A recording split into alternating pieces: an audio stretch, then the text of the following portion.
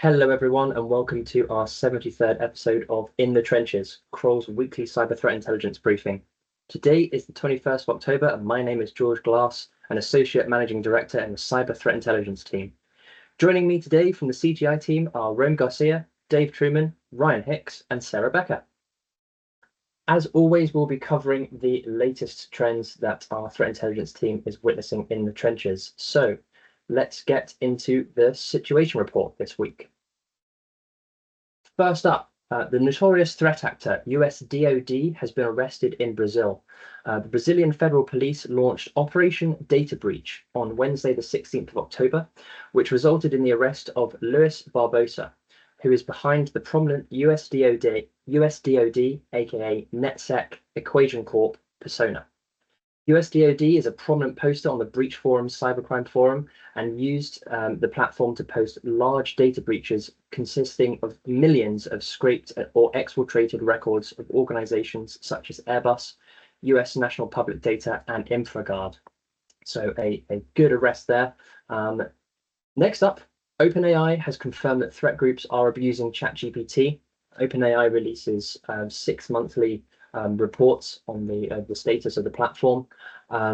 In the latest report into the abuse for deception and disinformation operations, threat actors also use the tool for malware development and exploit creation. The report details how OpenAI banned accounts associated with Iranian threat groups which were using ChatGPT to research vulnerabilities, debug exploit code, and ask for scripting advice. That those scripts might have been used to attack industrial control systems, and another group also associated with Iran was using the platform to develop Android malware. So another good look there into how threat actors are using LLM tools. Lastly, Cisco is currently investigating an alleged data breach after data was posted online by another notorious threat actor, Intel Broker. On October 14th, Intel Broker posted on the Breach Forum's cybercrime forum that they had allegedly exfiltrated data from Cisco on October 6th. The data allegedly contained source code, customer lists, credentials, and other confidential information. The actor posted several screenshots as proof of their claim. The credibility of these claims cannot yet be judged. Kroll is working with its intelligence partners to investigate the claims further. Cisco posted the following statement regarding its investigation. Quote, "To date, our investigation has found no evidence of our systems being impacted. We will notify customers when we confirm that the actor has obtained confidential information." So it looks like we're going to have to wait and see on that one. That the actor has been unreliable in the past, so we're going to continue to keep a very close eye on that. Remember, if you have any questions or comments, please get in touch using cti@kroll.com. That's cti@kroll.com. So let's get into the rest of today's briefing. Today we're going to cover the following trends our team is concentrating on. I'm covering a vulnerability that's been discovered in GitHub Enterprise Server.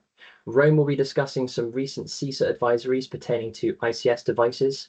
Dave will be talking about the EDRSilencer tool.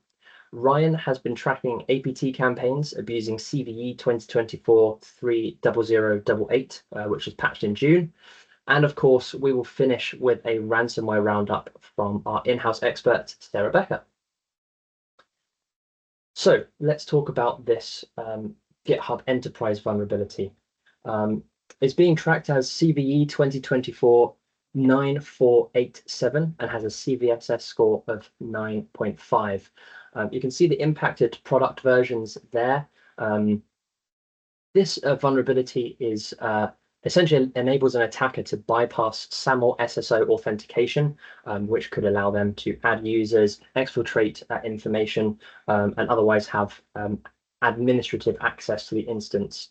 The vulnerability affects all versions of GitHub Enterprise Server and was fixed in versions 3.11.16, 3.12.10, 3.13.5, and 3.14.2. It's important to note that the vulnerability was reported via the GitHub Bug Bounty program, so we could expect a write-up in the not too distant future. As of right now, there is no POCs as of our investigations. The intelligence cutoff date for that is the 18th of October. One other thing to note about this vulnerability is that it's a regression introduced as part of follow-up remediation to another vulnerability that we've covered. That's CVE 2024-4985 that was abused by threat actors. And moving on to the exploitability assessment, this is quite important as some of these are non-standard. The vulnerability requires the encrypted assertions feature to be enabled for SAML SSO. That is not enabled by default. An attacker would also need direct network access to the affected instance. So that could be over the internet if the administrative panel is exposed. And a signed SAML response or metadata document is required for the exploitation as well. All of those things combined lead us to state that the exploitation potential is currently medium until a more technical write-up is posted. We believe that this will likely not be weaponized in the short term. And of course, the recommendations upgrade to the latest version as soon as possible. If you are using SAML SSO, review and verify the configuration, especially if encrypted assertions are enabled. And of course, strengthen network access controls to limit direct network access to GitHub enterprise server instances where you don't need them. And that's it for my story today. Now it's next, we're over to Rome for an analysis of some recent CISA advisories. Over to you, Rome. Thanks, George. So last week, CISA released a series of security advisories relating to ICS vulnerabilities. We're focusing on 3 vulnerabilities today. One could allow attackers to execute commands on critical systems, and the other 2 could allow attackers to access sensitive and private data. So the first vulnerability we have is for the milestone X-Protect camera drivers, known as CVE 2024-3506. It's given the CIBSS score of 6.7 and a severity of medium. The critical infrastructure sectors impacted is the critical manufacturing. So the products impacted are the Milestone X-Protect device driver pack up to version 13.1a, and for the specific vendor, Siemens surveillance video camera before version 13.2. So this vulnerability could possibly cause a buffer overflow to occur, which allows an attacker to execute commands with the permission of the recording server service. The service is responsible for communicating with and managing devices that are part of surveillance systems.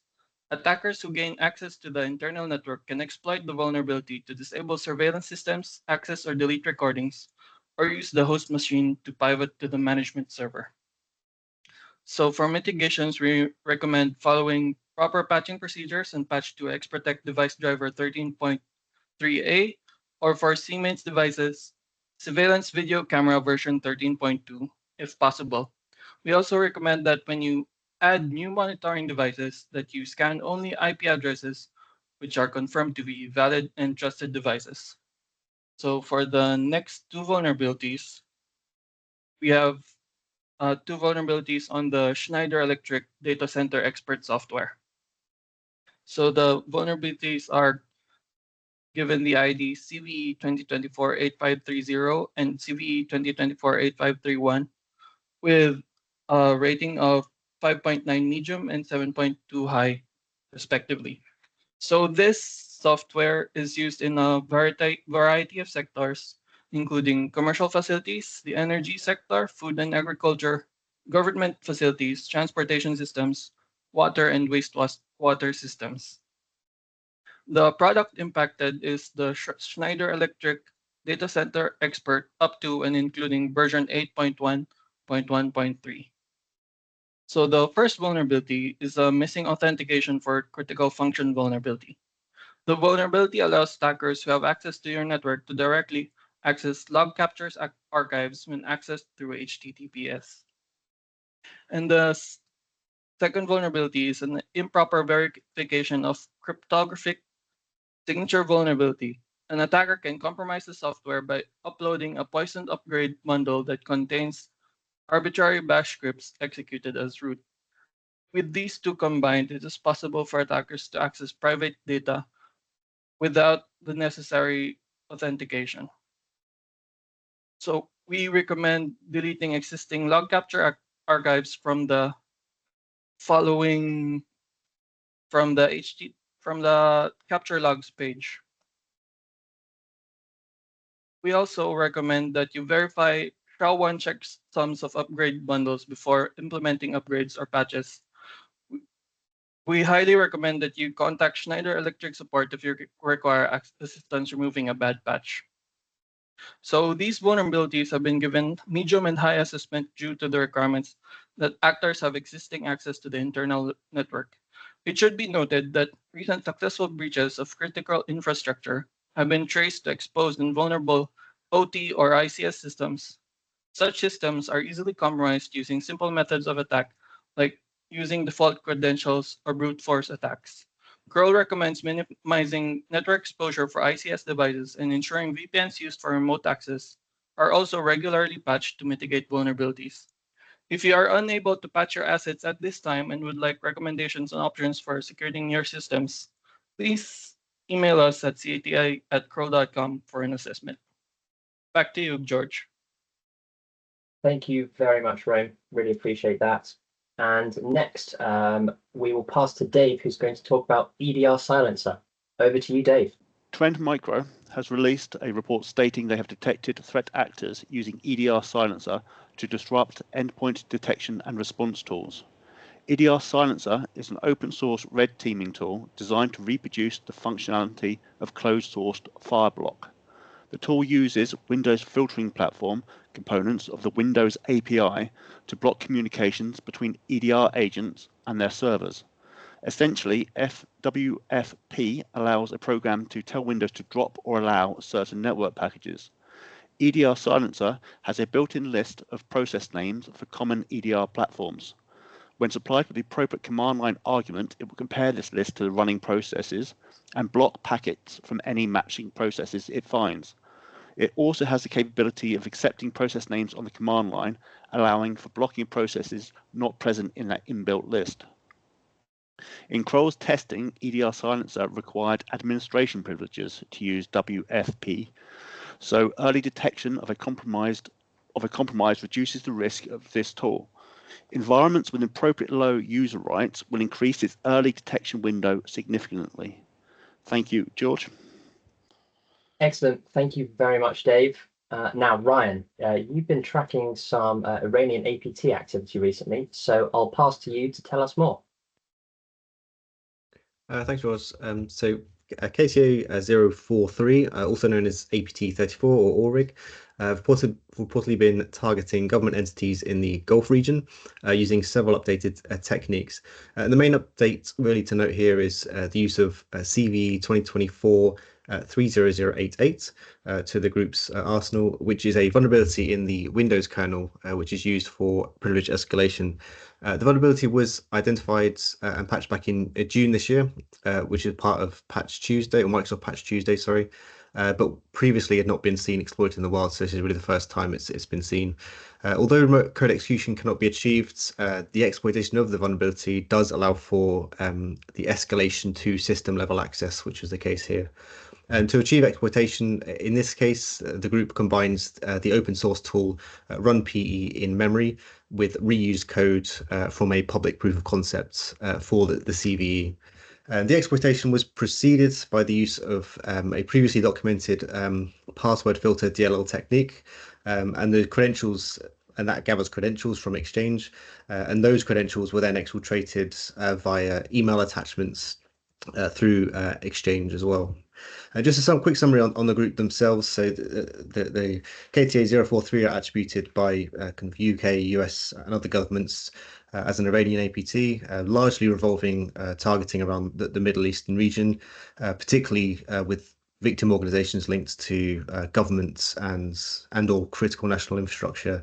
This campaign in particular was government. The group appears to have increased activity in the region of late, with additional reports of a campaign targeting the Iraqi government in September 2024, which we covered back a few months ago. And this sudden increase in activity is likely due to the rising tensions in the region. So really the highlight to point out is that kind of CV exploitation previously wasn't known about. So yeah, ensuring patching of that particular CV. Back to you, George. Thank you very much, Ryan. Really, really appreciate it. And now it's time for the ransomware roundup. Over to you, Sarah. Thanks, George. So we have another group this week, and they are going by Interlock Ransomware. They were identified by researchers this month, and it was through the creation of the data leak site. They are currently targeting the healthcare sector, and the group has a pretty interactive data leak site. As you can see from the screenshot, they have numerous tabs regarding news, help, data leaks, and about us, chat support. So they claim that they are a relentless collective that exposes the recklessness of companies failing to protect their most critical assets. They also state that they exploit vulnerabilities that victim organizations may leave wide open and deliver a quote unquote harsh but necessary wake up call to the business that they think can cut corners on security. Most of this information is coming from the group's About Us section, just stating, their goal, their mission, and they conclude their About Us section by saying that they do not just want payment, but they also want accountability and that there is no excuse for complacency. We are monitoring this group just to see what comes about of them. So that's all for me, George. Thank you very much, Sarah. And thank you to Rome, Dave, and Ryan for also presenting today. That's all we have for this week. If you have any questions or comments, please do reach out to us using cti@crawl.com. That's cti@crawl.com. Have a wonderful day.